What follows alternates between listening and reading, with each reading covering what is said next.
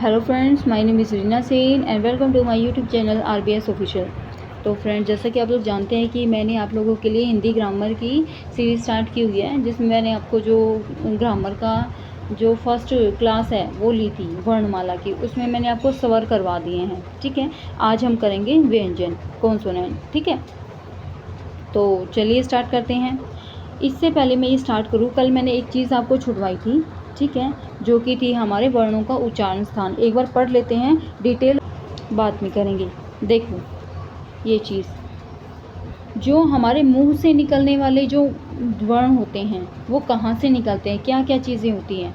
देखो, सबसे पहले मैं आपको बताती हूँ नासिका, जो कि हम जब बोलते हैं तो हमारे ऐसे होती है कि नाक से आवाज़ आती है। ठीक है, तो वो क्या होते हैं, नासिके होते हैं। हर वर्ग का पांचवा वर्ण कौन सा, हर वर्ग का पांचवा वर्ण क्या होगा, पांचवा वर्ण जो होगा वो हमारा नासिक्य में होगा। ठीक है, उसके बाद दंतमूल वर्तस्य, इसमें क्या होता है, इसको हम कह सकते हैं मसूड़ा बोलते हैं। जैसे मुंह खुला हुआ है तो मुंह के अंदर का जो भाग होता है ना, दांतों के ऊपर वाला, वो दंतमूल होता है और उनको ही हम वर्तस्य भी कहते हैं। और अगर ना समझ में आए तो आप मसूड़ा से पहचान सकते हो। ठीक है, उसके बाद देखो, उसके बाद है फिर दंत। हमारे दंत वाले कौन से होते हैं, तय वर्ग वाले। यानी कि तय वर्ग वाले कौन से होते हैं, जैसे तय, थ, द, ध, न। तो ये सारे हमारे क्या हैं, तय वर्ग के हो गए। ठीक है, यानी तय वाली लाइन तय वर्ग, कै वाली लाइन कै वर्ग, पै वर्ग वाली लाइन पै वर्ग। तो ये हमारे सारे ऐसे हो जाते हैं। तो जो तय वर्ग वाले हैं ना, सारे ये दंत के हैं। ठीक है, सारे ही क्या हैं, दंत के हैं। और इनके अलावा जो स है ना, ये भी क्या है, दंत का है। ठीक है, उसके बाद देखो, दंत प्लस ओष्ठ। अब वह है, वह किससे बोला जाता है भाई, दंत से ओष्ठ, यानी दांत और होंठ मिलकर क्या बनाते हैं, वह। आप बोल के देखोगे वह, यानी ऊपर वाले दांत और नीचे वाला होंठ जो है ये स्पर्श होते हैं। ठीक है, तो जब हमारा वह साउंड निकलती है। उसके बाद है ओष्ठ है, जो ओष्ठ से ही बोले जाते हैं। जैसे ऊ और पै वर्ग वाले सारे ये क्या होते हैं, ओष्ठ होते हैं, यानी होंठ से बोले जाते हैं। ठीक है, मतलब होंठ को स्पर्श करके बोले जाते हैं। ओष्ठ कंठ, यानी कि ओष्ठ और कंठ, यानी होंठ और जो हमारा कंठ होता है वो। तो इन दोनों से निकल के बोलने वाले शब्द कौन से होते हैं, ओ। तो ये सारे ही हमारे ओष्ठ और कंठ के हैं। कंठ है, खाली जो कंठ से बोले जाते हैं, ए, आ, एह, कै वर्ग के सारे और है। ठीक है, ये सारे कंठ के होते हैं। ठीक है, तो ये चीज़ें आपने याद करनी है। ठीक है, उसके बाद देखो, फिर है कंठ एवं तालु। कंठ एवं तालु से कौन कौन से बोले जाते हैं, ए, यानी कंठ भी आती है और तालु भी आती है। तालु, तालव्य, ई, च वर्ग, य, श। तो ये सारे ही हमारे किसके हैं, तालव्य के हैं। और मूर्धा के कौन से हैं, री, ट वर्ग के और श, ये भी क्या है, हमारे मूर्धा के आते हैं। इनको हम डिटेल में करेंगे। चलिए आगे बढ़ते हैं, स्टार्ट करते हैं। देखिए, व्यंजन क्या होते हैं। व्यंजन स्वर की सहायता से बोले जाने वाले वर्ण व्यंजन कहलाते हैं। यानी कि जो ऐसे व्यंजन जो कि स्वर की सहायता से बोले जाते हैं, ऐसे वर्ण जो स्वर की सहायता से बोले जाते हैं वो व्यंजन कहलाते हैं। प्रत्येक व्यंजन के उच्चारण में ए स्वर मिला होता है। ए के बिना व्यंजन का उच्चारण संभव नहीं। अब ए स्वर कैसे मिला होता है, जैसे कि देखो, आप कै बोल रहे हो, एक बार बोल के देखो, कै कैसे बोलते हैं, कै। ठीक है, अगर आप बोल के देखोगे तो इसमें ए की साउंड आ रही है, पीछे ए की आवाज़ आ रही है। तो ये क्या होगा, आधा कै रख के ये ए हो जाता है। इस प्रकार से हमारा कै बन जाता है। ठीक है, यानी यहाँ पे हलंत लगाने के बाद कै क्या हो गया, आधा हो गया। ठीक है, हलंत लगाने के बाद कै आधा हो गया और इसमें ए जुड़ गया, जब ये पूरा जो है कै बनता है। ठीक है, तो ये चीज़ आपने याद रखनी है। तो ऐसे ही इन्होंने कहा है कि प्रत्येक व्यंजन, चाहे कोई भी व्यंजन हो, उच्चारण में ए स्वर मिला होता है। जैसे कै में ए की साउंड आ रही है, खे में खे की ए की साउंड आ रही है बाद में। ठीक है, तो इस प्रकार से हमारे जो हैं सभी व्यंजनों में स्वर मिला होता है ए। ठीक है, ए के बिना व्यंजन का उच्चारण संभव नहीं। उच्चारण संभव नहीं लिख सकते हैं, लेकिन उच्चारण संभव नहीं है। परंपरागत रूप से व्यंजनों की संख्या 33 मानी जाती है, यानी जो पहले से ही जो व्यंजन होते हैं पहले से ही है, परंपरागत रूप से परंपरा से जो चले आ रहे हैं उनकी संख्या हमारी 33 मानी जाती है। द्विगुण व्यंजन ड और ढ जोड़ देने पर इनकी संख्या 35 हो जाती है। तो ये जो व्यंजन है ड और ढ ये द्विगुण व्यंजन है, मैंने कल भी आपको बताया था। तो ये क्या ये जुड़ जाते हैं तो 33 में 2 जोड़ गए 35 हो गए। तो हमारे जो व्यंजनों के उच्चारण के आधार पर 35 है संख्या, ठीक है। और भाई 4 कौन से होते हैं हमारे, 4 होते हैं हमारे संयुक्त व्यंजन, ठीक है। 4 हमारे कौन से होते हैं, संयुक्त व्यंजन। कौन कौन से, श, प्र, य और श। तो ये सारे क्या होते हैं हमारे, ये चार हमारे संयुक्त व्यंजन है, ठीक है। तो आप इन सबको याद रखोगे, ठीक है। चलिए आगे बढ़ते हैं। व्यंजनों का वर्गीकरण। अब व्यंजन है ना, इनका वर्गीकरण कर दिया कि कौन कौन से व्यंजन कौन कौन से कहलाते हैं। देखो, स्पर्श व्यंजन, जिन व्यंजनों का उच्चारण करते समय हवा फेफड़ों से निकलते हुए मुंह के किसी स्थान विशेष कंठ, तालु, मूर्धा, दांत या होठ का स्पर्श करते हुए निकले तो वो हमारे स्पर्श व्यंजन कहलाते हैं। यानी कि जो ऐसे व्यंजन जिनका हम उच्चारण करते हैं, जिनको हम बोलते हैं और बोलते समय हमारे मुख की जो हवा है ना वो फेफड़ों से निकल के आती है और अंदर से निकल के आने के बाद वो जिस जिस स्थान को टच करेगी, जिस जिस स्थान को स्पर्श करेगी तो वो क्या होंगे, हमारे स्पर्श व्यंजन होंगे। और कौन कौन से हो सकते हैं अभी उच्चारण स्थान, कंठ है, तालु है, हमारा मूर्धा है, दांत है, होठ है, ठीक है। उच्चारण के आधार पर स्पर्श व्यंजन के वर्ग हैं। स्पर्श व्यंजन के वर्ग कौन कौन से उच्चारण के आधार पर, देखो, क वर्ग है, कंठ है, च वर्ग है, तालव्य है, ट वर्ग है, मूर्धन्य है, त वर्ग है, दंत्य है तथा प वर्ग है, ओष्ठ है। यानी कि आपके जो क वर्ग से लेके प वर्ग तक के हैं ये हमारे किस में आ जाएंगे, स्पर्श व्यंजन में आ जाएंगे, ठीक है। और ये जो कंठ है, कंठ को कहा जाता है, तालव्य है, तालु को कहा जाता है, मूर्धन्य है, मूर्धा को कहा जाता है, दंत्य है, दांत को कहा जाता है और ओष्ठ है, होंठ को कहा जाता है, ठीक है। चलिए, स्पष्ट है कि स्पर्श में पीछे से आगे की ओर जाने का क्रम है। यानी कि जब हमारे मुख से जो हवा निकल के आती है, मुख से हवा निकल के आती है ना तो वो कहाँ से निकलती है, सबसे पहले है ना, देखो, अंदर से फेफड़ों से निकल के आएगी तो पहले क्या मिलेगा उनको, कंठ मिलेगा, ठीक है। फिर कंठ से थोड़ी सी आगे तालव्य मिलेगा। तालव्य क्या होता है कि भाई जो हमारा मुंह है, मुंह के ऊपर अंदर की ऊपर वाली छत होती है ना तो उसका पिछला भाग हमारा तालव्य होता है और मुंह के अंदर की जो ऊपर की वाली छत होती है उसका आगे वाला भाग वो क्या होता है, मूर्धन्य होता है, ठीक है। दंत हमारे दांत होते हैं और फिर ओष्ठ आता है।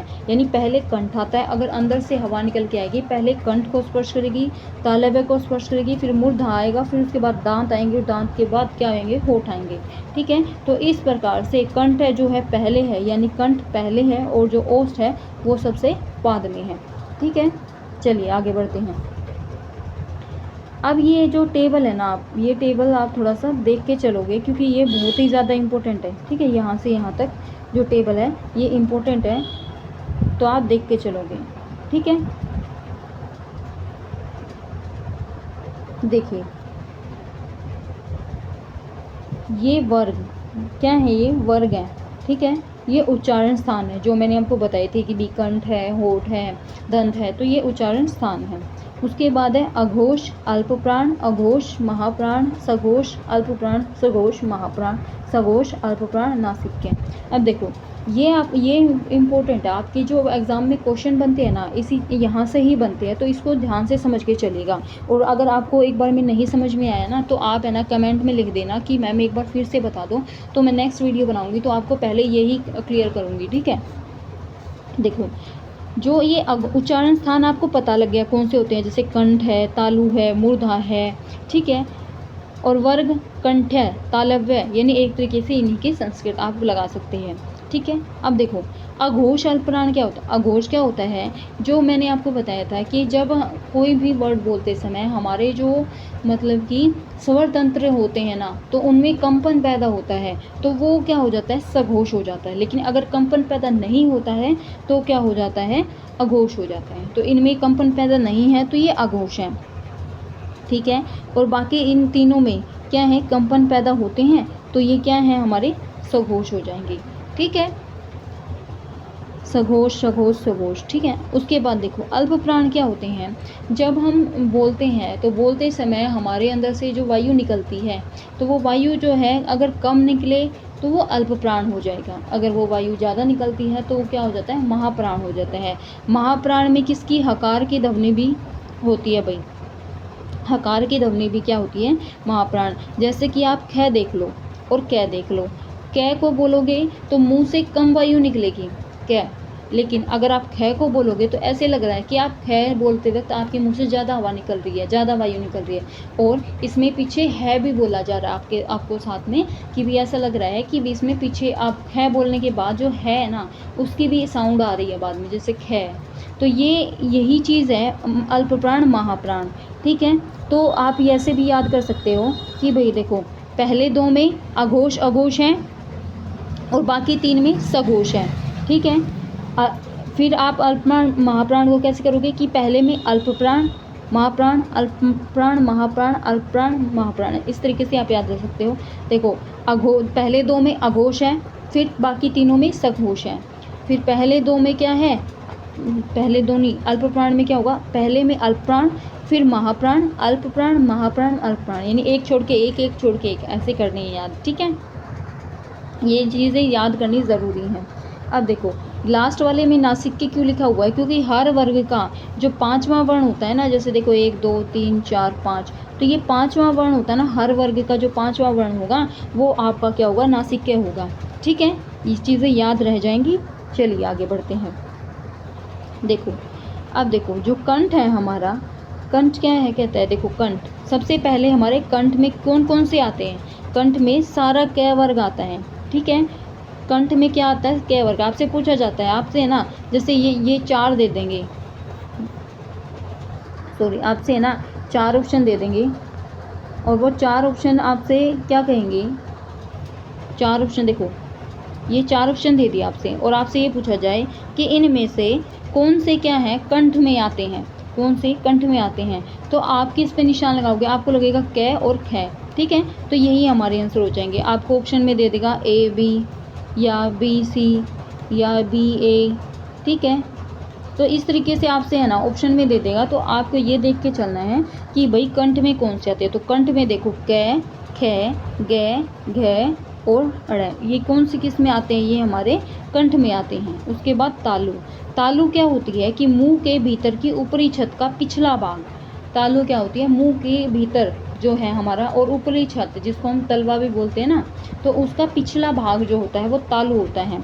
ठीक है, और तालु में कौन कौन से आते हैं, छ छ ज झ, तो ये सारे हमारे किस में आते हैं, तालु में आते हैं।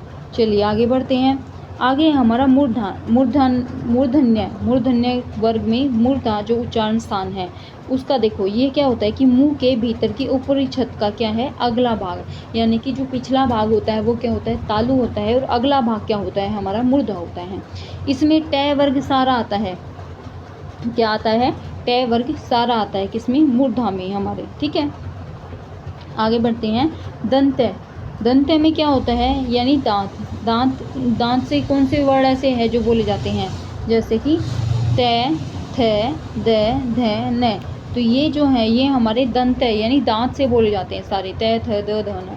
ठीक है, तो ये चीज़ें आपको याद रखनी चाहिए। अगर आपसे पूछा जाए कि भाई तय कौन सा है, तय में कौन सा मतलब कि घोष है, अघोष है, सघोष है, तो आप पहले बता दो कि पहले 2 वाले जो है ना, पहले 2 वाले ये हमारे अघोष हैं और लास्ट के 3 वाले क्या हैं, सघोष है। तो ये चीज़ें आपको याद रखनी है। अगर आपको अल्प प्राण महाप्राण में पूछना है तो कैसे बताओगे कि हमारा पहला अल्प प्राण, फिर महाप्राण, अल्प प्राण, महाप्राण, अल्प प्राण, तो इस प्रकार से आप बता सकते हो। अगर आपको ऐसे याद नहीं करना है कि मैम हमें ऐसे याद नहीं करना, तो आप कैसे याद करोगे, आप बोल के देख लेना उस चीज़ को कि हमारे मुख से कम वायु कौन से वर्ड में निकल रही है, ज़्यादा वायु कौन से वर्ड में निकल रही है। तो ये चीज़ पढ़ के भी आप पता, जैसे त थ द ध, तो ये हकार की ध्वनि जिसमें निकले महाप्राण, जिसमें नहीं निकले वो अल्प प्राण। तो इस प्रकार से आप कर सकते हैं। उसके बाद है हमारा ओष्ठ है, ओष्ठ क्या है, होठ, ठीक है। ओष्ठ को क्या कहते हैं, होठ कहते हैं। तो इसमें सारा पै वर्ग आता है, पै फै बै भै मै।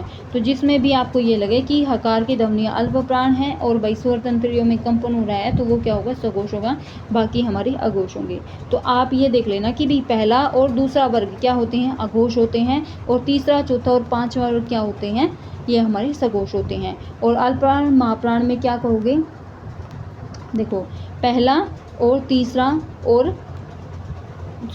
तीसरा और पांचवा वर्ग क्या होते हैं, हमारे अल्प प्राण होते हैं, और दूसरा और चौथा वर्ग क्या होते हैं, महाप्राण होते हैं। तो ये चीज़ें हमें याद रखनी है। चलिए आगे बढ़ते हैं। आगे क्या कहा है कि भाई कुछ भी, अभी ये जो हमने पढ़े थे कचट तप वाले, क च ट त प, ठीक है, तो यही पढ़े थे ना हमने। तो जब ये पढ़े थे तो इनमें है ना, ये सारे जो इनके वर्ग हैं सारे, तो वो कौन से व्यंजन हैं, ये किस में आएंगे, हमारे स्पर्श व्यंजन में आएंगे। ठीक है, तो ये चीज़ आपने याद रख के चलनी है कि ये हमने कहाँ तक पढ़े हैं, स्पर्श व्यंजन पढ़े हैं। उसके बाद देखो क्या दिया गया है कि भाई नोट करके, कुछ विद्वान च वर्ग को स्पर्श संघर्षी भी मानते हैं। च वर्ग को क्या मानते हैं, स्पर्श संघर्षी भी मानते हैं।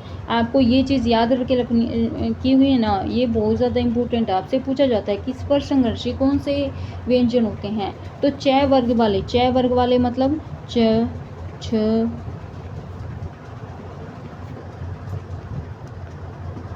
तो ये सारे हमारे च वर्ग वाले, और इनको ही हम क्या कहते हैं, च वर्ग को स्पर्श संघर्षी मानते हैं। ठीक है, चलिए उसके बाद देखो, घोषतव के आधार पर, घोष का अर्थ है स्वर तंत्रियों में ध्वनि का कंपन।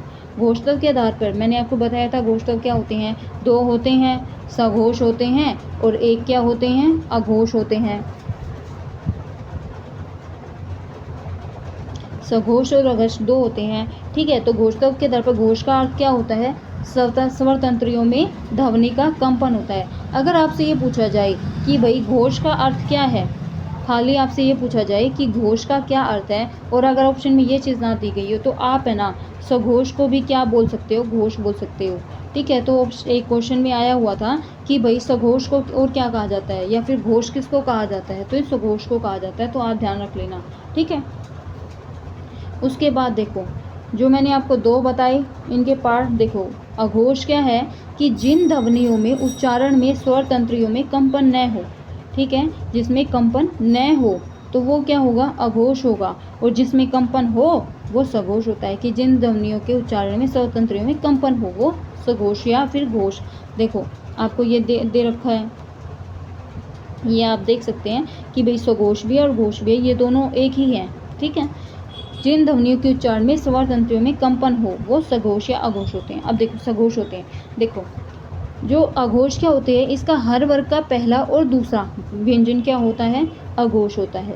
और जो सघोष होता है उसमें क्या होता है कि हर वर्ग का तीसरा, चौथा और पांचवा व्यंजन क्या होता है, सघोष होता है। ठीक है, अब देखो प्राणतव के आधार पर, प्राणतव के आधार पर कौन से होते हैं, अल्प प्राण और महाप्राण। यहाँ प्राण का अर्थ हवा से है। ठीक है, अल्प प्राण और महाप्राण। अल्प प्राण क्या होता है कि जिन व्यंजनों के उच्चारण में मुख से कम हवा निकलती है, हमारे मुख से जिन ऐसे वर्ण जिनको हम जब उच्चारण करते हैं तो उच्चारण करने में हमारे मुख से कम वायु निकलती है, तो वो हमारा क्या होता है, अल्प प्राण होता है। हर वर्ग का पहला, तीसरा और पांचवा व्यंजन क्या होता है, अल्प प्राण होता है। महाप्राण क्या होता है कि जिन व्यंजनों के उच्चारण में हमारे मुख से क्या होगा, अधिक हवा निकलेगी, तो वो हमारा क्या होगा, महाप्राण होगा। ठीक है, कि जिन व्यंजनों के उच्चारण में हमारे मुख से अधिक हवा निकलेगी तो वो क्या होगा, वो हमारा महाप्राण होगा। और जिन व्यंजनों के उच्चारण में हकार की ध्वनि विशेष रूप से सुनाई देती है, किसकी ध्वनि, हकार की ध्वनि विशेष रूप से सुनाई देती है, तो वो हमारा क्या होता है, व्यंजन होता है, कौन सा, महाप्राण होता है। हर वर्ग का पहला और चौथा व्यंजन, नहीं दूसरा और चौथा व्यंजन। ठीक है, तो ये हमारे कौन से होंगे, दूसरा और चौथा व्यंजन हमारे महाप्राण में होंगे। अब आ जाते हैं हम अंतस्थ व्यंजन पे। अंतस्थ व्यंजन है हमारे, देखो अभी तक हमने क्या किया था, अभी तक हमने किया था स्पर्श व्यंजन। ठीक है, अब हम करेंगे अंतस्थ व्यंजन, तो ये भी आपको याद रख के चलना है। ठीक है, अंतस्थ व्यंजन। देखो, जिन वर्णों का उच्चारण पारंपरिक वर्णमाला के बीच अर्थात स्वरों व व्यंजनों के बीच स्थित हो तो वो हमारा अंतस्थ व्यंजन होगा। देखो, वर्ग ये है और उच्चारण स्थान ये है। देखो, य, र, ल, व, ये चार हमारे किस में आते हैं? चार हमारे अंतस्थ व्यंजन में आते हैं।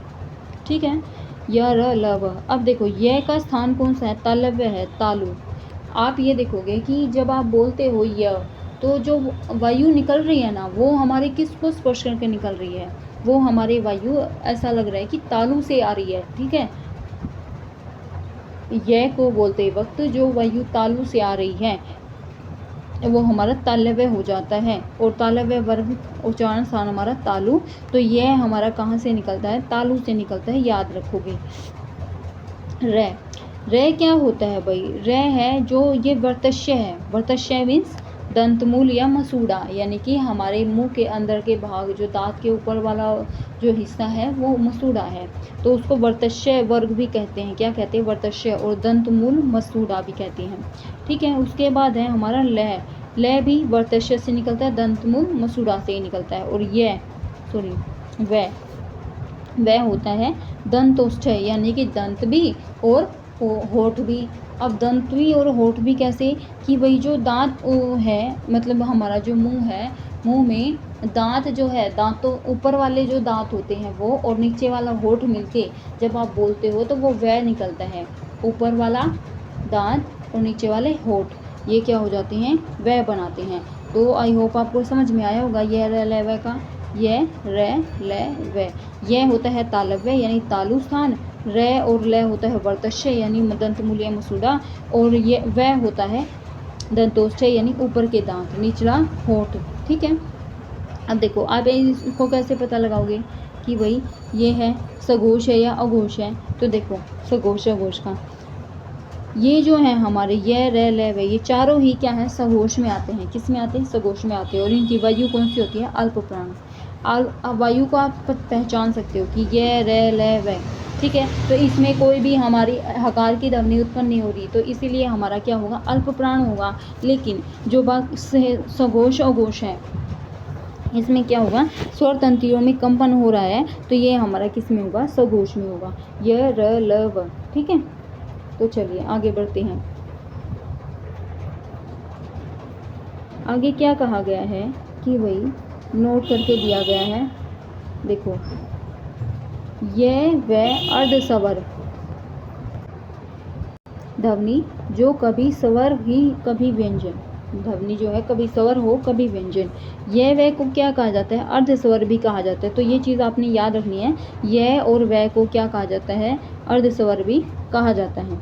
ठीक है, रे, रे क्या है? रे को लुंठित वर्ण भी कहते हैं, लुंठित वर्ण। ठीक है, रे को लुंठित वर्ण भी कहते हैं। क्यों? जिसके उच्चारण में जीभ जो है तालु से लुढ़क कर स्पर्श करे। जब आप रे बोलते हो तो वो क्या होता है? उसमें कंपन भी पैदा होता है, और भाई उच्चारण में जो जीभ है हमारी लुढ़क कर क्या है? स्पर्श करती है किसको? तालु को, तो वो हमारी रे हो जाता है। और रे को लुंठित वर्ण भी कहते हैं। क्वेश्चन में पूछा जाता है कि भाई रे कौन सा वर्ण है? तो रे हमारा लुंठित वर्ण। ठीक है, उसके बाद लय, लय भी पूछा गया है। भाई लय है हमारा पार्श्विक। लय पार्श्विक क्यों है? क्योंकि है ना, जब हम लय को बोलते हैं ना, तो लय को बोलने में जो वायु है लय के पास से होके गुजर जाती है।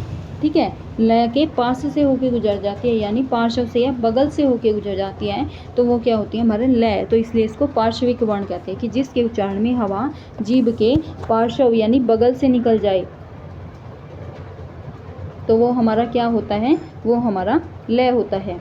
ठीक है, चलिए आगे बढ़ते हैं। आगे हमारा ऊष्म संघर्षी। ठीक है, ऊष्म संघर्षी कौन से होते हैं? देखो, जिन व्यंजनों को उच्चारण करते समय वायु मुख के किसी विशेष स्थान पर घर्षण या रगड़ खा कर निकले और ऊष्मा या गर्मी पैदा करे, तो वो हमारे क्या हो जाते हैं? ऊष्म संघर्षी व्यंजन हो जाते हैं। ठीक है, जैसे देखो, वर्ग है और उच्चारण स्थान है, और हमारे ऊष्म संघर्षी व्यंजन है श, श, स है, तो ये हमारे किस में आते हैं? ये हमारे ऊष्म संघर्षी व्यंजन में आते हैं। ठीक है, देखो कौन कौन से हैं कि भाई श जो है तालव्य में, श तालव्य में, ठीक है, यानी तालु से आता है। निकल के श ये मूर्धा से आता है। ये आपके क्वेश्चन में भी पूछा गया है और सारे ही पूछे जाते हैं, तो आपको ये ध्यान रखना है कि भाई श जो है तालव्य तालु से निकल के आता है। श ये मूर्धन्य से आता है, ठीक है। यानी कि हमारे मुंह के ऊपर वाला जो छत होती है, मुंह के ऊपर वाली छत पे आगे वाला भाग वो हमारा मूर्धन्य होता है। तो श जो है मूर्धा से निकल के आता है। स जो है वर्तस्य यानी दंतमूल मसूड़ा से निकल के आता है, ठीक है। और है का तो मैंने आपको बता रखा है कि भी हकार वाली ध्वनि आती है, तो ये क्या हो जाता है हमारा, या तो अगर स्वर यंत्र आ जाए ऑप्शन में तो ठीक है, अगर ये ना आए ना तो कंठ होता है, ठीक है। अगर कंठ मिल जाए ऑप्शन में तो कंठ हमारा राइट हो जाएगा, स्वर यंत्र हो जाए तो ये भी। अगर स्वर यंत्र ना मिले, क्योंकि ये मोस्टली मिलता नहीं है, स्वर यंत्र नहीं मिलता, आपको कंठ मिलता है तो आप कंठ भी लगा सकते हो, ठीक है। उसके बाद देखो क्या कहा गया है कि भाई जो ये तीन होते हैं ना, कौन से तीन भाई, देखो ये तीन जो श, श और स, ये तीनों वाले श जो होते हैं ये कौन से होते हैं, अघोष होते हैं और महाप्राण होते हैं, यानी इनसे हकार की ध्वनि आपको निकलने को मिलेगी, ठीक है भी क्या होता है, महाप्राण होता है, ठीक है। तो इनसे भी मिलेगी।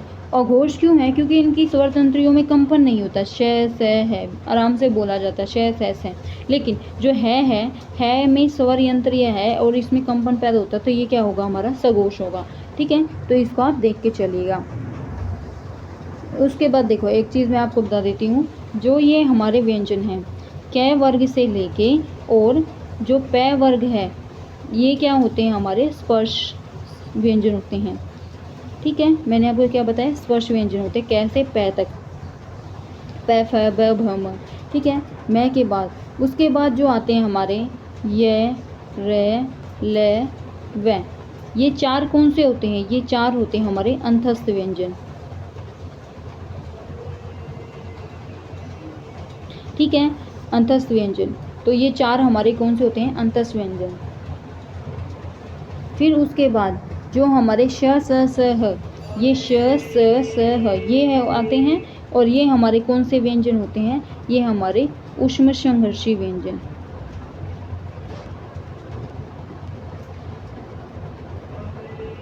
क्या होते हैं, ऊष्म संघर्षी व्यंजन, ठीक है। ये चीज़ें आपने याद रख के चलनी है। उसके बाद हमारे जो दो एक्स्ट्रा थे ना भाई, दो एक्स्ट्रा कौन कौन से थे, कि जो दो एक्स्ट्रा व्यंजन थे कौन से, देखो उत्क्षिप्त, इसको पढ़ेंगे उत्क्षिप्त व्यंजन, जैसे कि ड और ढ, इनको मैंने आपको क्या बताया था कल वाली क्लास में, इनको मैंने आपको बताया था द्विगुण व्यंजन, ठीक है। इनको द्विगुण व्यंजन भी कहा जाता है। अगर आपसे पूछा जाए तो द्विगुण व्यंजन कौन से होते हैं, तो हमारे उत्क्षिप्त व्यंजन होते हैं ड और ढ, ठीक है। अब देखो इसके बाद क्या है कि भाई ड और ढ हमारे उत्क्षिप्त व्यंजन हो गए, इनको द्विगुण व्यंजन भी कहा जाता है। इनके बारे में पढ़ते हैं। जिनके उच्चारण में जीभ पहले ऊपर उठकर मूर्धाय का स्पर्श करे, यानी जो हमारा मूर्धा होता है, मूर्धन्य, उसका स्पर्श करे और फिर झटके के साथ नीचे को आए, तो वो हमारे उत्क्षिप्त व्यंजन होते हैं। ड ढ, आप बोल के देखोगे, ड ढ हिंदी के विकसित व्यंजन है, ये संस्कृत में नहीं थे, यानी कि ये पहले नहीं थे, पहले हमारे परंपरागत रूप से 33 व्यंजन थे, और फिर ये दो जुड़ गए तो हमारे कितने हो गए, 35 हो गए, ठीक है। और ये हिंदी के विकसित व्यंजन हैं। अब देखो ड और ढ, ये दोनों ही क्या है, मूर्धा है, ठीक है। इन दोनों का ही उच्चारण स्थान क्या है, मूर्धा है, ठीक है। सघोष हैं दोनों ही, लेकिन अल्प प्राण और महाप्राण में अंतर हो जाता है। क्यों, क्योंकि देखो अगर आप ड बोलोगे तो इसमें हकार की ध्वनि नहीं है, लेकिन ढ बोलोगे तो इसमें हकार की ध्वनि है, इसलिए जो हमारा ड वाला है ये मूर्धन्य है, सघोष है, अल्प प्राण है, और ढ वाला जो है ये क्या है, मूर्धन्य है, सघोष और महाप्राण है, ठीक है। तो ये चीज़ आपने याद रखनी है। एक चीज़ और फ्रेंड, जो हमारे उत्क्षिप्त व्यंजन हो गए, लेकिन एक है ना व्यंजन हमारे कौन से आते हैं, एक व्यंजन आते हैं हमारे द्वित व्यंजन। आपसे अगर पूछा जाए कि द्वितीय व्यंजन कौन से होते हैं, तो द्वितीय व्यंजन देखो जिसमें जो एक शब्द जिसमें आपके एक व्यंजन दो बार आए हुए हों, एक व्यंजन दो बार आए हुए हों, जैसे देखो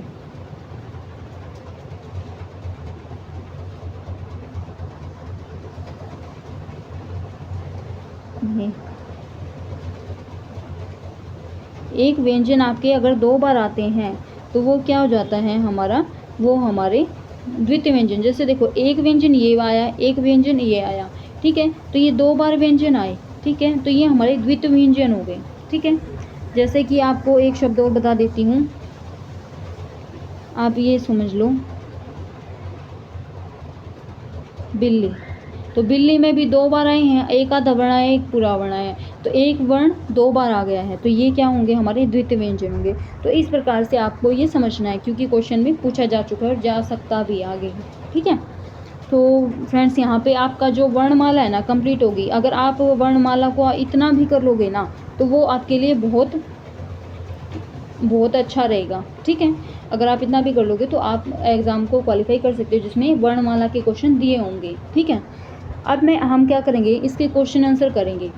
ठीक है, क्वेश्चन आंसर करते हैं, उससे आपको पता लगेगा कि भाई हमने जो पढ़ा है वो सही पढ़ा है या नहीं पढ़ा है। ठीक है, चलिए, ये आ गए हमारे वस्तुनिष्ठ क्वेश्चन। तो यही इसी चैप्टर से हम ये क्वेश्चन आंसर करेंगे। ठीक है, तो चलिए स्टार्ट करते हैं। देखिए, भाषा की सबसे छोटी इकाई है। भाषा की सबसे छोटी इकाई क्या है? देखो, शब्द है, व्यंजन है, स्वर है या वर्ण है। हम अभी अभी पढ़ के आए हैं। तो भाषा की सबसे छोटी इकाई क्या होती है? हमारी वर्ण होती है। ठीक है, वर्णमाला कहते हैं, किसको कहते हैं भाई? वर्णमाला। शब्द समूह को, शब्द गणना को, वर्णनों के संकलन को या वर्णों के व्यवस्थित समूह को। तो हमारा ऑप्शन नंबर कौन सा राइट हो जाएगा? डी राइट हो जाएगा, जो कि है वर्णों के व्यवस्थित समूह को। ठीक है, उसके बाद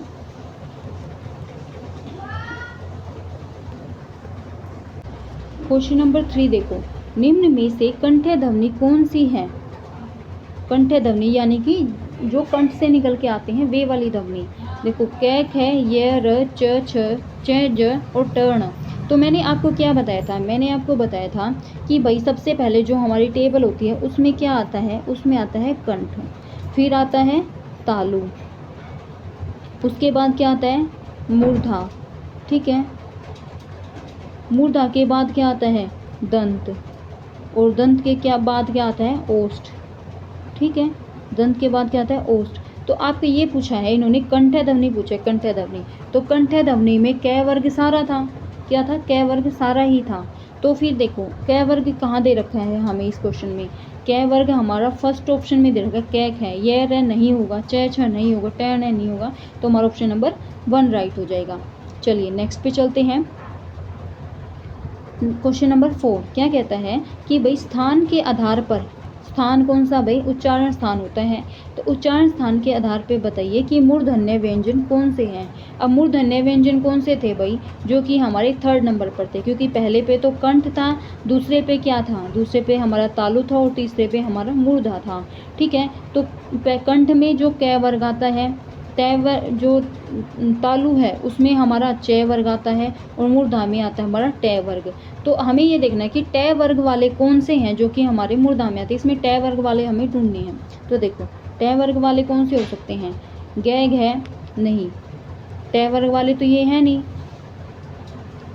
ट, ठ, ड, ढ, ण। ठीक है, ये हमारे ट वाले हैं। अब देखो, गै है नहीं, जय जय नहीं है, ये च वर्ग वाले। डेड है हमारा हो गया, क्योंकि यही 2 इसमें है, यही 2 इसमें है, तो हमारे मूर्ध वाले में ये भी नहीं होगा। तो हमारा मूर्ध वाले में ऑप्शन नंबर सी राइट हो जाएगा। ठीक है, चलिए नेक्स्ट क्वेश्चन पे चलते हैं। नेक्स्ट क्वेश्चन क्या कहता है कि निम्न में से अल्प प्राण वर्ण कौन से हैं? अल्प प्राण वर्ण कौन से हैं? अल्प प्राण मतलब जिसमें मुख से कम वायु निकलती है। देखो, पहले हम क्या करेंगे, हमारी कचटतप वाली लाइन यूज़ करेंगे। ठीक है, तो हमारे अब हम क्या करेंगे, यहाँ साइड वाले से नहीं करेंगे, हम करेंगे ऊपर वाले से।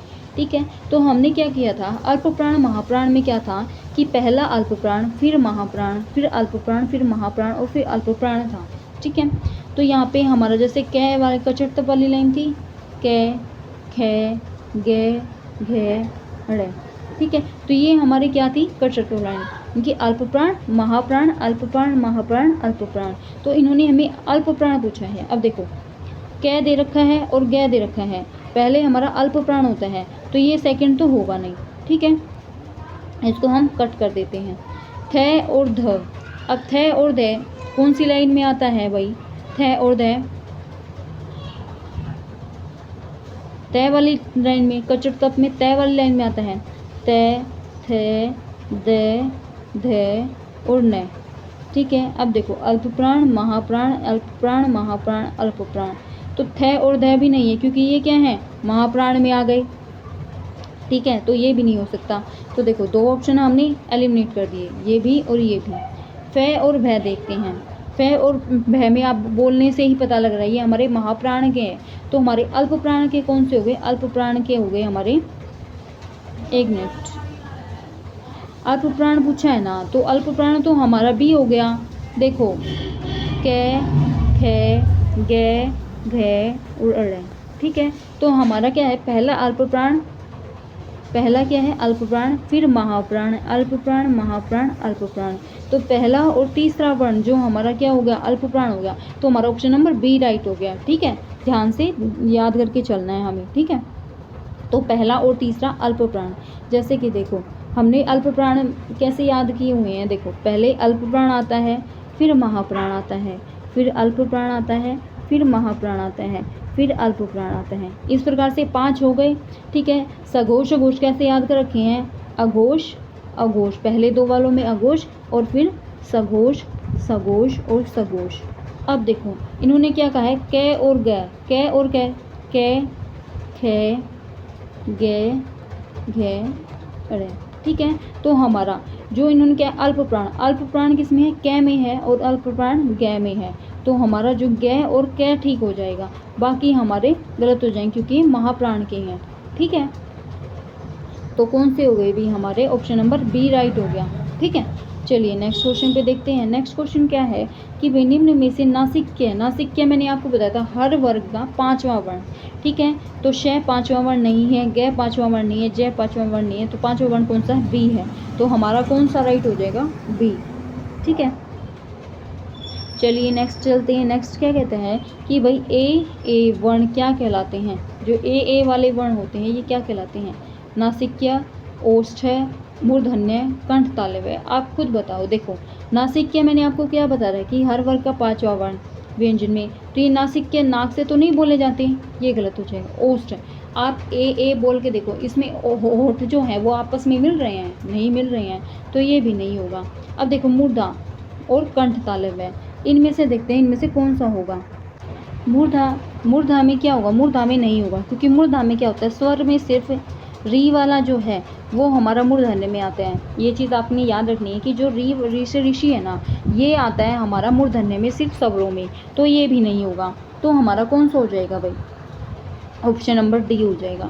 डी क्यों होगा, आप ए बोल के देखो, एक तो ये हमारे कंठ से निकल रही है, यानी बिल्कुल कंठ से आवाज़ आ रही है इनकी, और तालव्य यानी हमारे तालु से हवा जो है वो स्पर्श करती हुई आ रही है, तो हमारा जो है ए क्या हो जाएगा, कंठ तालव्य हो जाएगा। और अगर आपको ऐसे समझ लेना है तो आप एलिमिनेशन मेथड से भी कर सकते हो कि भाई मैंने आपको जैसे कि बताया था, तीनों को पहले क्या करो, एलिमिनेट कर दो, और उसके बाद जो बच जाए वो हमारा आंसर हो जाएगा।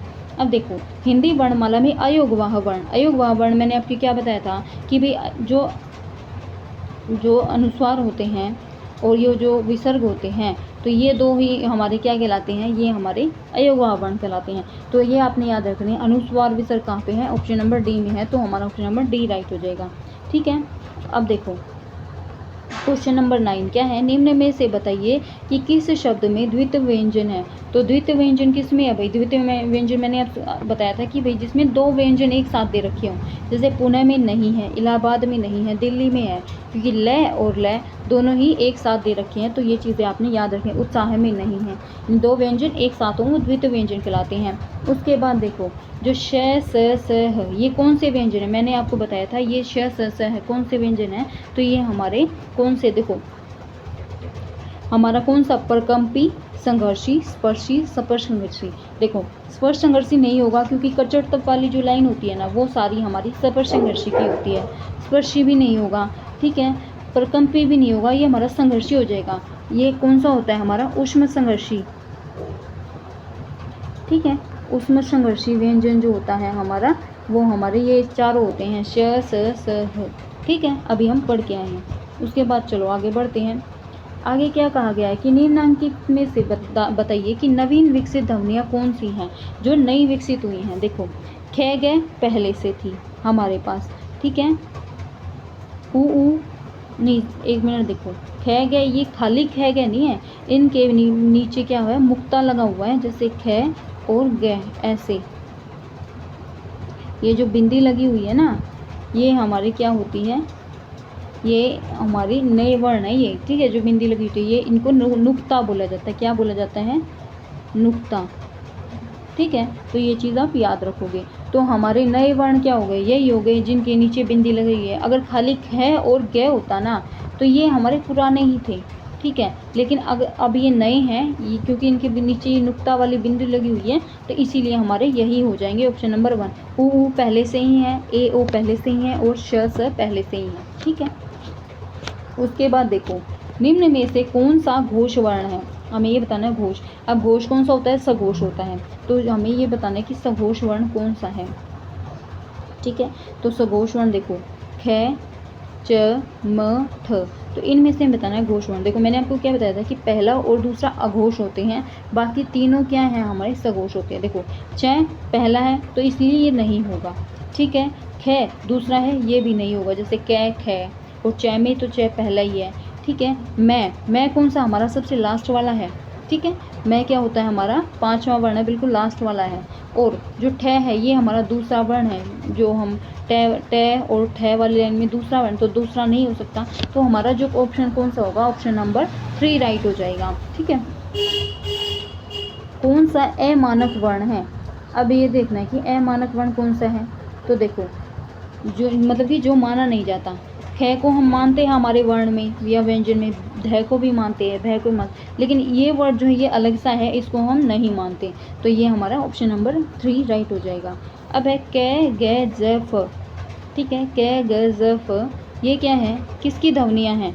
तो ये भाई हमारी जो है अंग्रेजी की ध्वनियाँ नहीं है, संस्कृत की भी नहीं है, दक्षिण भाषा की भी नहीं है, अरबी फारसी की ध्वनियाँ, ठीक है। तो इसको आपको याद रखना है, यानी कि ऐसे वर्ड जिनके नीचे नुक्ता लगा हो, यानी बिंदी लगी हुई, जैसे क है, क के नीचे ये बिंदी लगा दी, ख है, ख के नीचे ये बिंदी लगा दी, तो जो यहाँ पे ये लगती है ना, तो ये हमारे क्या है? नुक्ता हो जाते हैं। और नुक्ता वाले वर्ड जो होता है हमारे अरबी फारसी वाले शब्द हो जाते हैं, ठीक है। उसके बाद देखो,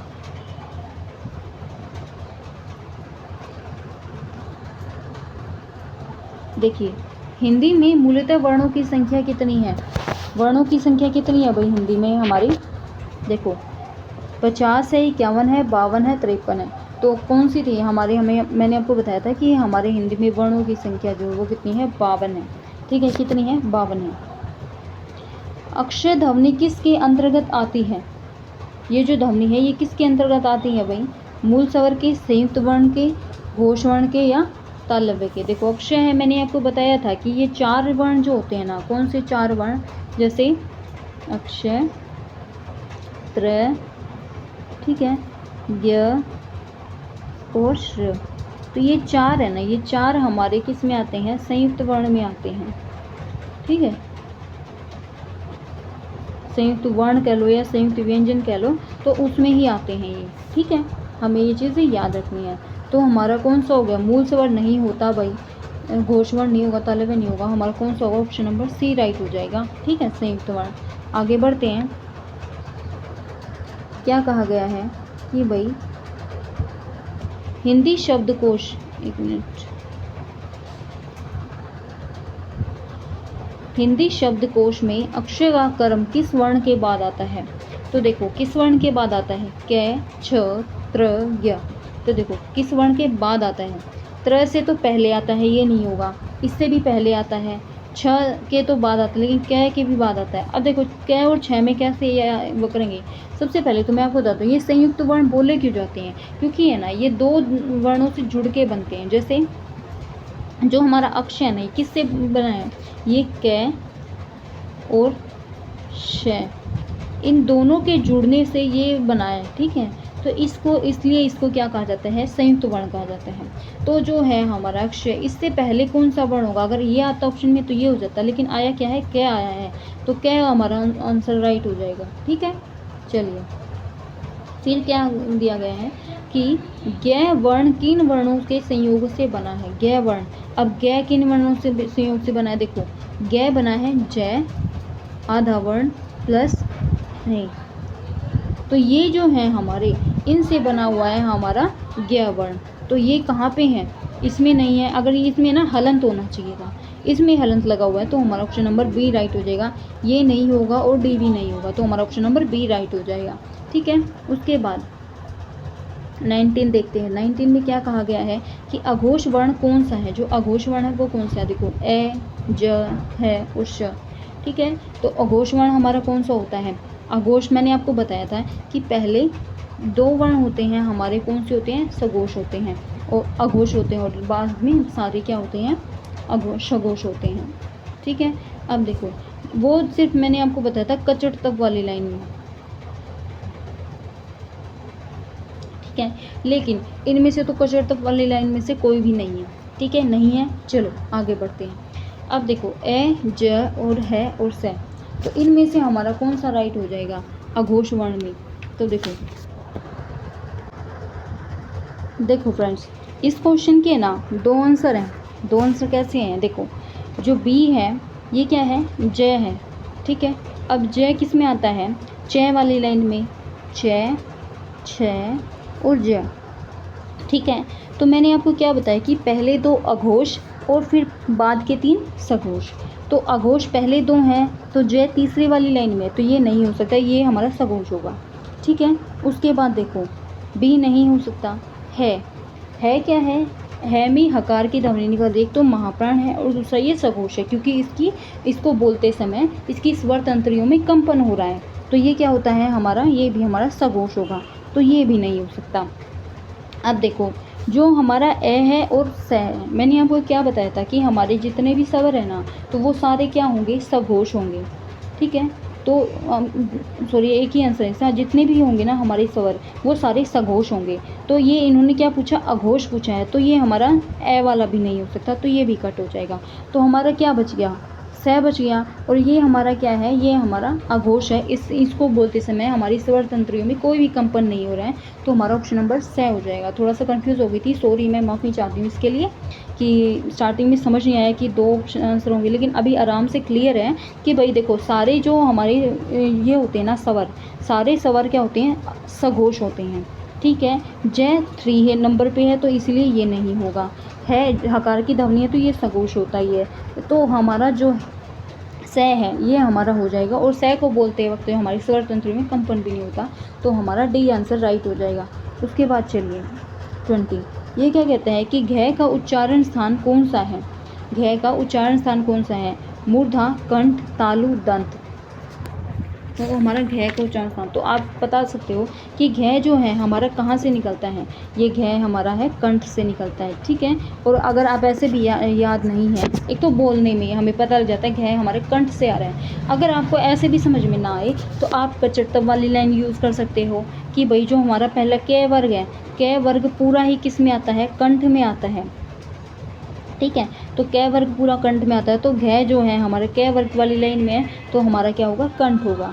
ठीक है, उसके बाद देखो नेक्स्ट, इसमें संयुक्त व्यंजन कौन सा है। संयुक्त व्यंजन इनमें से कौन सा है, ढ, ज्ञ, अड़, अड़। तो इनमें से संयुक्त व्यंजन कौन सा है, यानी कि देखो मैंने आपको बताया था जो संयुक्त व्यंजन होते हैं 4।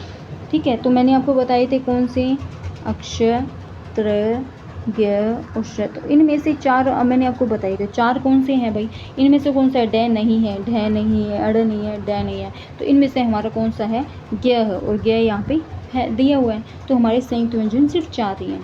ठीक है, 22 देखते हैं, ये क्या कहता है कि निम्नलिखित में से कौन सा वर्ण उच्चारण की दृष्टि से दंत नहीं है। उच्चारण यानी बोलते समय जो दांत से नहीं लगता। ठीक है, तो दंत नहीं है। तो सबसे पहले आप क्या करो, जो दंत वाले थे, ठीक है, दंत वाले का जो वर्ग था उसको हटा दो। तो देखो हमने पहले कंठ था, उसके बाद तालु, ठीक है, फिर मूर्धा। ठीक है, मूर्धा के बाद क्या आता है, हमारा आता है दंत, और फिर ओष्ठ। ओष्ठ को रहने दो क्योंकि अभी हमें दंत की बात करनी है। तो देखो कचटतब वाली लाइन थी, क, च, ट, त और प। ठीक है, तो ये ओष्ठ में आ जाएंगे। अब जो तय वाली लाइन है, हमें क्या करना है, तय वाली लाइन देखनी है कि इसमें कहाँ कहाँ है।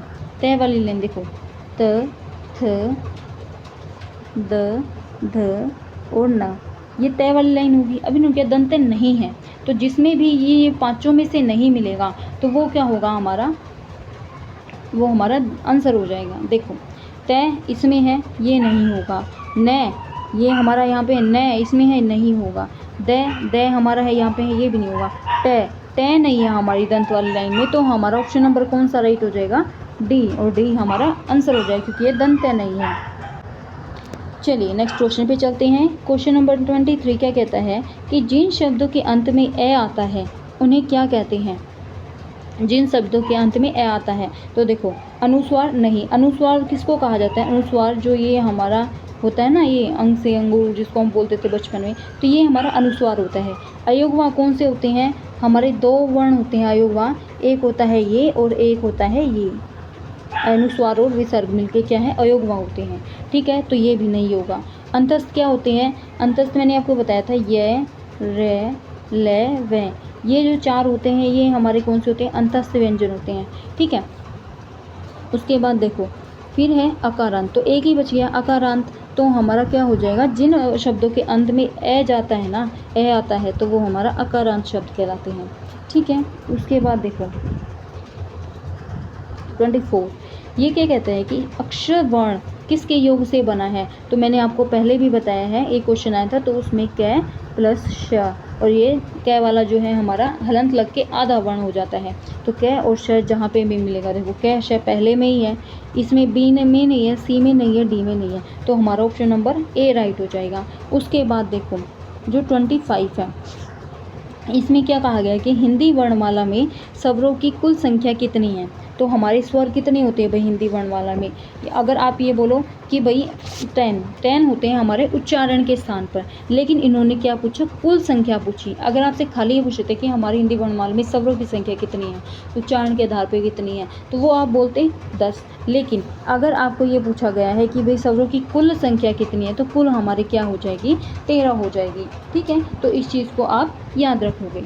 ठीक है, तो फ्रेंड्स यहाँ पे जो है आपका वर्ण वाला चैप्टर कंप्लीट होता है। आपने क्वेश्चन भी किए हैं, आप देख सकते हैं कि आपके कितने और कैसे क्वेश्चन सही होते हैं नहीं होते हैं, कमेंट करके ज़रूर बताइएगा।